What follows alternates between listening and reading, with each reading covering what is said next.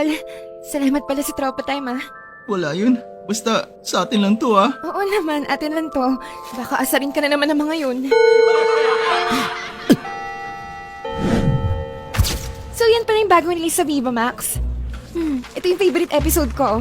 New episode, mga nakatingin na jutes. Palibhasa kasi hindi sa itak itinuli. Kala mo kung sino mga ducks, puro jutes naman. Niligtas mo ko pero hindi pwedeng malaman ng mga barkada ko na I love chick si Logs. Teka, sandali! Nagkwentuhan na naman tayo, walang mali siya doon! Oo, pero malaking posibilidad na magkagusto ako sa'yo. Pero, detachable kifi lang ang meron ako. If there's a hole, there's a goal, pre! Basta wag lang kay babaeng panda. Shoota! Pumipintig na yung kifi ko sa kanya.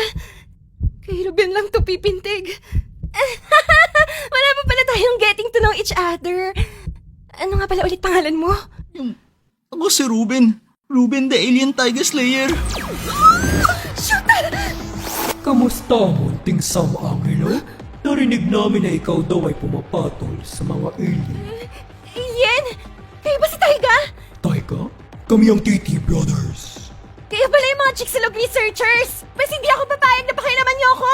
Wala kayong mababala sa backlog ko, no? Meron. Dahil namamangha kami sa iyong detachable Kifi. At maaari namin gamitin ito para sa aming alternative mechanical TT. Ang ducks pero risky. Sam Angelo, humanda ka na! Wag! Bata pa ako, Col! Pakawalan niyo ako, mga wibo kayo! Jugimi mashuga jam mekeni mekeni jugimi mashuga jam Sam Angelo, umanda ka na. Sino nananakit sa baby kicks ko? Don't worry, nandito na si Didi.